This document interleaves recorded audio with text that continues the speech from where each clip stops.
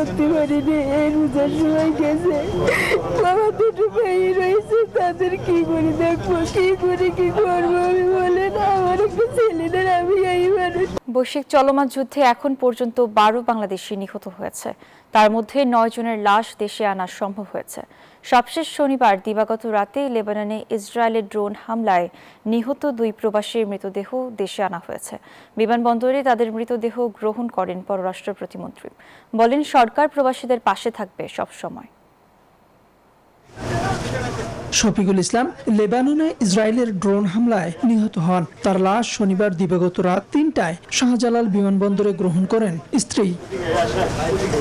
Israeli drone হামলায় লেবাননে নিহত হন নাহিদও। একই সময় দেশে আসে তারও কফিনবন্দি মরদেহ। নাহিদ এবছরই লেবাননে যান। কিছু শোধ করতে পারিনি। এই রোজার সময় গেছে, আমার দুটো ভাই রয়েছে, তাদের কি করে দেখবো, কি করে কি করবো আমি বলেন? আমার একটা ছেলেদের, আমি এই মানুষ। পরিবারের হাল অবস্থা খুবই দুর্দিন, মানে এমন মানে বাপ মা দুইজন হচ্ছে গার্মেন্টস করতো, মানে ঋণ ত্যাগ করি।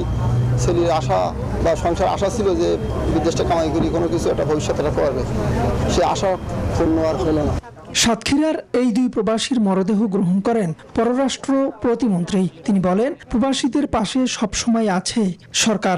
লাশ পরিবহন ও বিশেষ অনুদান হিসেবে প্রতি পরিবার পাবে 85,000 টাকা, আর বিএমইটি কার্ড থাকায় 2 ধাপে 13 লাখ টাকা করে পাবে এই 2 পরিবার। আমরা প্রথম থেকে বলে এসেছি, যখন থেকে যুদ্ধ শুরু হয়েছে, যে আমাদের প্রধান দায়িত্ব হচ্ছে যে আমাদের নাগরিকদের পাশে থাকা, যে যেখানে আছে, যেই দেশে যে অবস্থায় আছে, আমাদের নাগরিকদের যেন নিরাপদে থাকে এবং কোনো বিপদে যদি তারা পড়ে যায় তাদেরকে যেন আমরা ফিরিয়ে আনতে পারি, তাদের সকল সহযোগিতা আমরা করতে পারি, সেটাই আমাদের 1 নম্বর প্রায়োরিটি।